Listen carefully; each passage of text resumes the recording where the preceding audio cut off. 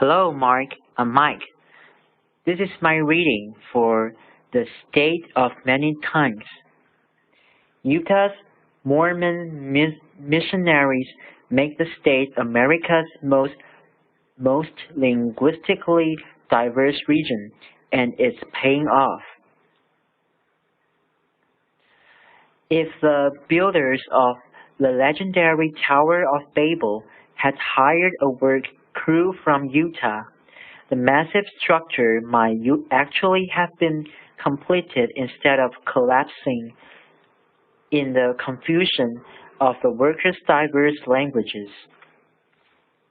The linguistically savvy Utahns could have worked like bees in a hive, or at least that is the boast among modern-day locals, who are using their language skills to build the economy of their home state.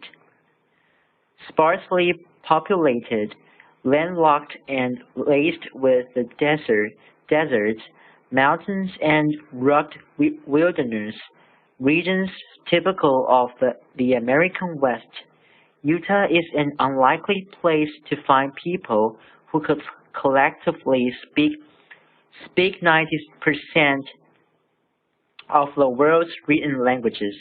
I can make one phone call and get a foreign language speaker in 30 minutes. That's pretty impressive for a state of 2 million, says Fred Ball, head of the local Chamber of Commerce, who frequently is host to foreign executives. Per capita, Utah is the most linguistically diverse region of the U.S., a feature the state is exploiting to attract foreign businesses and make tourists feel more welcome. The world-class ski resorts at Park City and Deer Valley reflect the clientele by providing signs in both English and Japanese, and the state is hawking its linguistic skills as part of its campaign to be host of the Winter Olympics in 2002. Much of the multilingual talent is a dividend from the missionary work performed by the Salt Lake City-based Mormon Church, officially known as the Church of Jesus Christ of Latter-day Saints. For decades, the church has sent thousands of young men and a few women each year on missions to win converts around the world. They spend at least 2 years in an assigned region, preaching the Mormon message and living side by side with locals. With more than 8 million members worldwide, the church has 44,500 missionaries serving in 95 countries and 26 territories. Each of those who serves first attends the Missionary Training Center in Provo, which can handle 3,000 students at a time. Part of their studies includes intensive language training for several hours a day, 7 days a week, from Armenian to Vietnamese, including such low-demand tongues as Estonian, Tahitian, and Icelandic. 38 different languages are taught at the center, usually by former missionaries or foreign students from nearby universities. At Mormon-backed Brigham Young University, more than 60% of the 28,000 students acquire extensive foreign language experience. Utah's linguistic richness has prompted several international companies to open divisions in the state.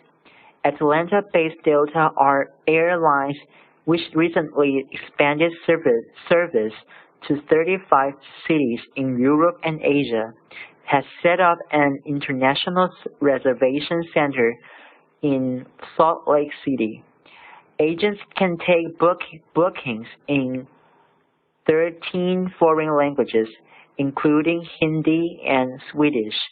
Several years ago, American Express decided to situate its Worldwide Travelers Check Service Center in Salt Lake City. On the outside, the four-story glass and concrete structure looks like any other modern office building, but inside, the atmosphere is more like the Disneyland ride. It's a small world. More than half the 1,600 employees are bilingual. All told, they speak 118 languages. As any traveler knows, it can be frustrating to deal with a complicated problem if you don't speak the language. We find customers are relieved to find that someone on the other end of the line can understand, says Ronald Draper, an operator and Spanish language student at the University of Utah.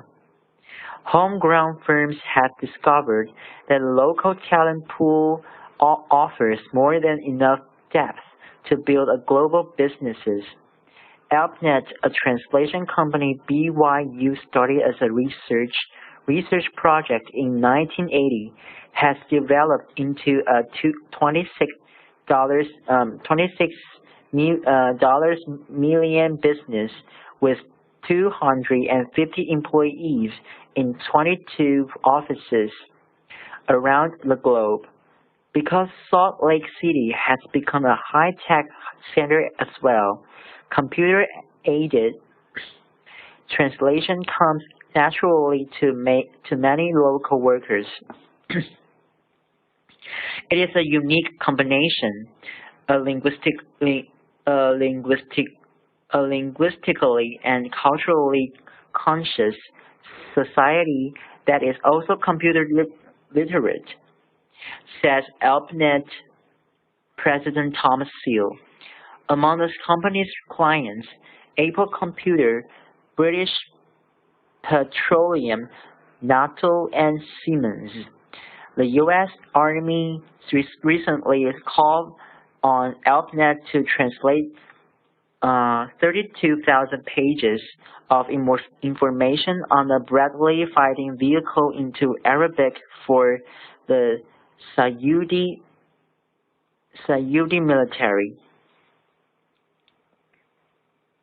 Officials from the state's Economic Development Corporation, which has branches from Brussels to Tokyo, like to point out that 60% of all public high school students in Utah study a foreign language, and the state has done well by vigorously pushing its language skills as an attraction to potential foreign transplant factories and offices. Last year, for example, the Taiwan-based computer firm Compaq Manufacturing chose Utah for its first overseas plants. Compaq's executives were lured by Utah residents who not only spoke Mandarin but also understood the customs and culture of a Taiwanese company, further proof that in an increasingly global economy, the multilingual abilities of Utahns may speak louder than words. Speaking freely, the Missionary Training Center in Provo teaches 38 languages: Afrikaans, American Sign, Armenian, Bulgarian, Cambodian, Cantonese, Czech, Danish, Dutch, Estonian, English, Finnish, French, German, Greek, Haitian, Creole, Hungarian, Icelandic, Italian, Japanese, Korean, Lao, Mandarin, Norwegian,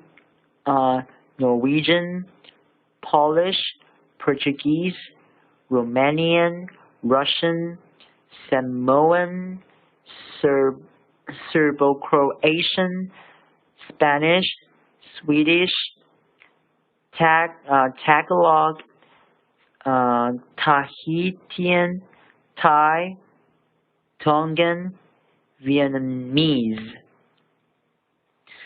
And now I'm going to read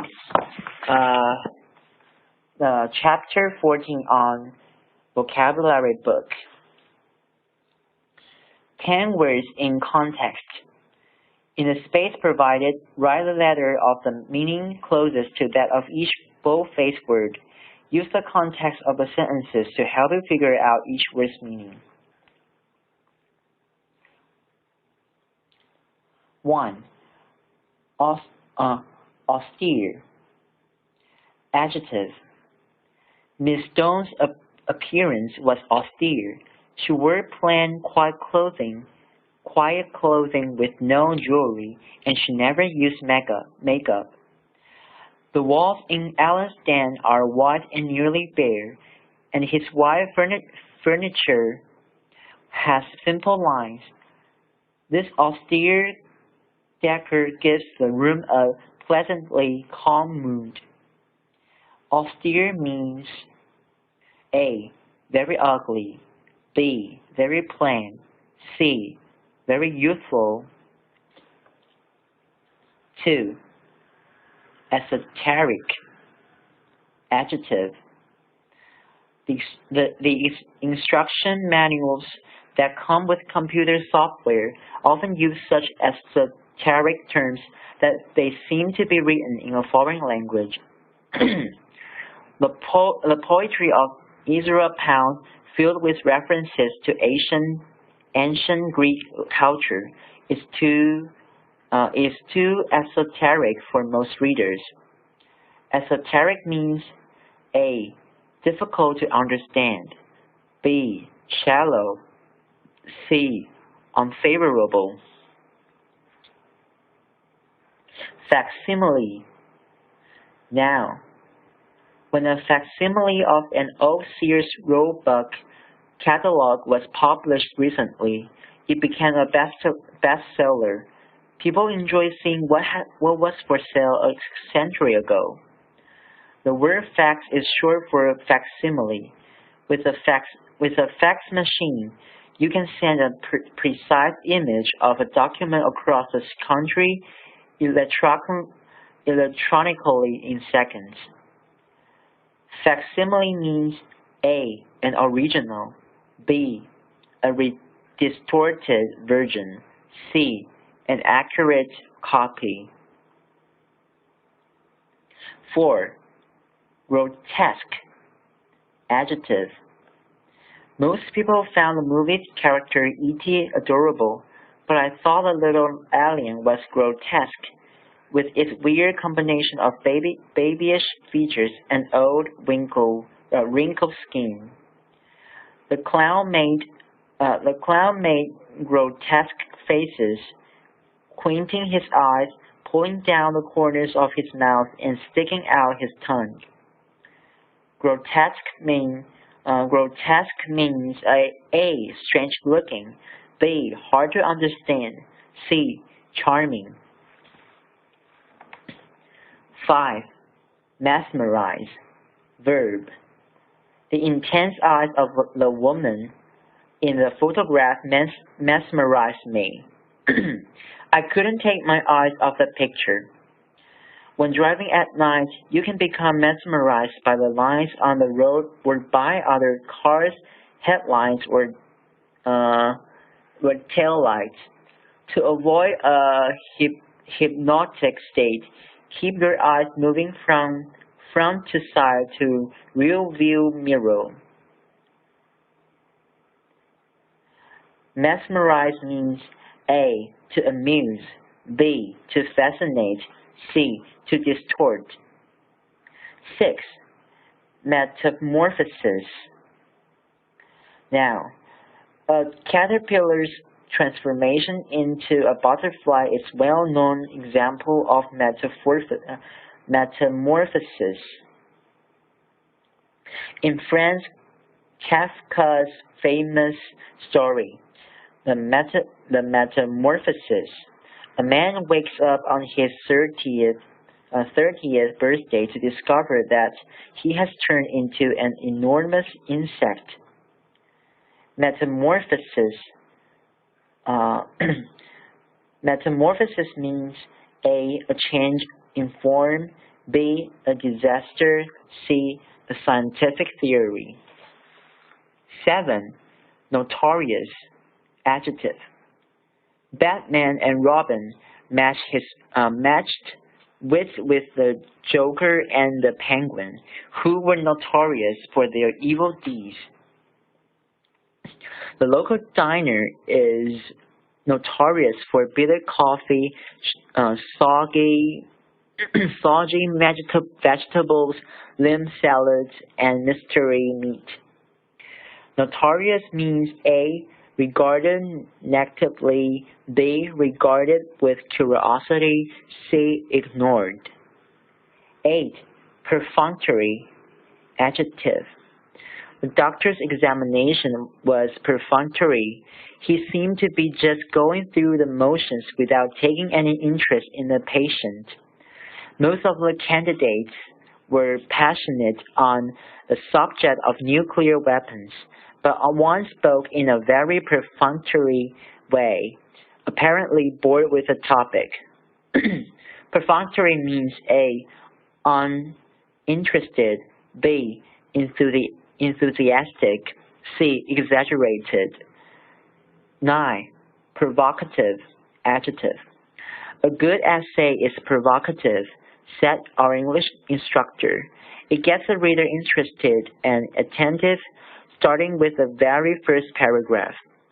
To arouse the viewer's curiosity, the television ad began with a provocative image, a spaceship landing on a baseball field at home plate. Provocative means A, predictable, B, difficult to understand, C, attention-getting. 10. Travesty, noun. The fraternity skit, a travesty of college life, exaggerated and ridiculed many campus activities.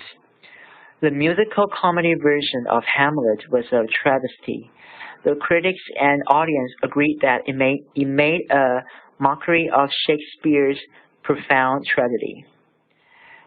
Travesty means A, a joking, disrespectful imitation, B, an exact copy, C, a simple version.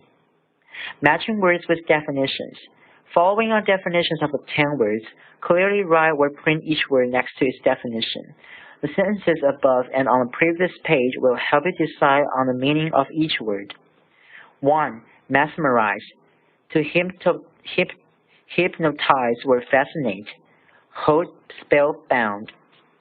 2. Metamorphosis. A great or complete change. Transformation. 3. Travesty. A crude, exaggerated, or ridiculous representation. Mockery. 4. Perfunctory. Done only as a routine, with little care or interest, performed with no interest or enthusiasm. 5. Notorious. Known widely but unfavorably, having a bad reputation. 6. Provocative. Tending to arouse interest or curiosity. 7. Facsimile. An exact copy or reproduction. 8. Esoteric. Intended for or understood by only a certain group, beyond the understanding of most people. 9. Austere. Without decoration or luxury, severely simple. 10. Grotesque. distorted or strikingly inconsistent in shape, appearance, or manner. Caution: do not go any further until you are sure the above answers are correct. Then you can use the definitions to help you in the following practices. Your goal is eventually to know the words well enough so that you don't need to check the definition at all.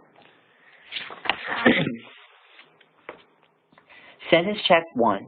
Using the answer line provided, complete each item below with the correct word from the box. Use each word once. A. Austere. B. Esoteric.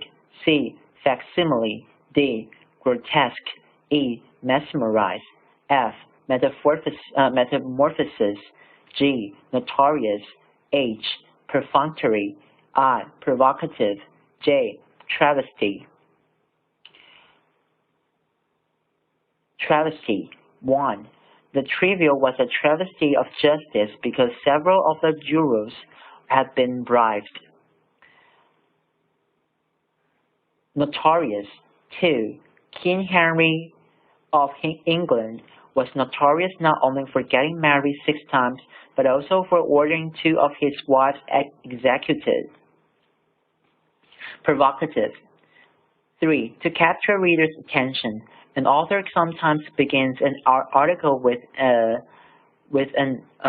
provocative question, such as, which do you think is more dangerous, climbing stairs or parachuting out of an airplane? Grotesque.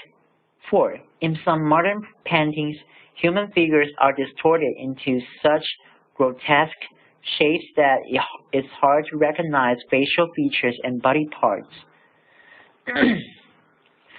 Facsimile. 5. Lining the music school's hallway are framed facsimiles of handwritten pages of music by great composers. Esoteric. 6. Legal documents are usually worded in such esoteric language that most people need a lawyer to translate the legalese into plain English. Mesmerize. 7. As I stood looking at the grandfather's clock, I became mesmerized by the shiny pendulum that swung back and forth, back and forth, back and forth. Perfunctory. 8. Usually the therapist showed great interest in her patients, but today she was too worried about her own family to give more than perfunctory responses. Austere. 9. My sister's dormitory room is rather austere, with cement block walls and bare floors, but she's made it less stark by hanging colorful posters and adding bright bedspreads and cushions. Metamorphosis. 10. The magician David Copperfield does a trick called metamorphosis. One person is chained and locked in a box. When the box is opened, that person is gone, and someone else is chained there instead. Note: now check your answers to these questions by turning to page 178. Going over the answers carefully will help you prepare for the next 2 practices, for which answers are not given. Sentence check 2. Using the answer lines provided, complete each item below with 2 words from the box. Use each word once. DJ. 1 to 2. The political cartoons show the judge as a grotesque figure with a huge belly and a gaping mouth. To me, it's unfair. A travesty of journalistic ethics. G and A. 3 to 4. The cat burglar in the film,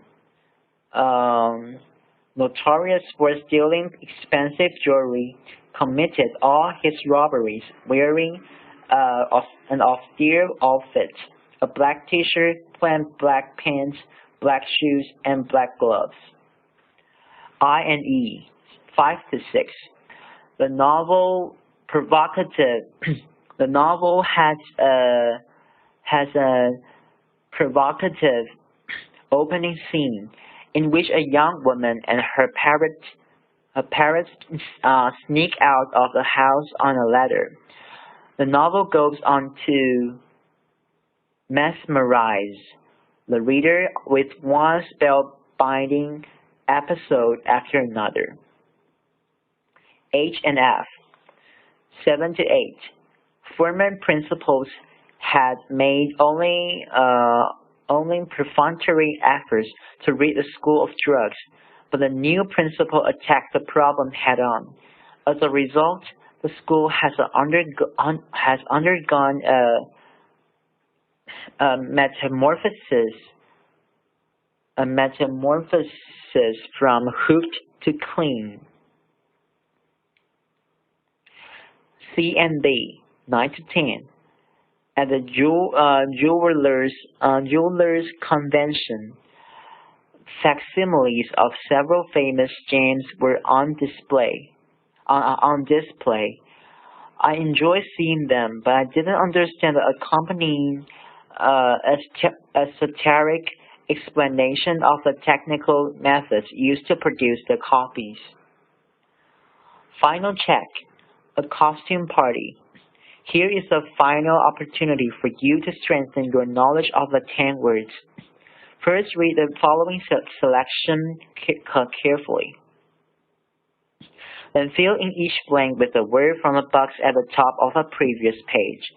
Context clues will help you figure out which word goes in which blank. Use each word once.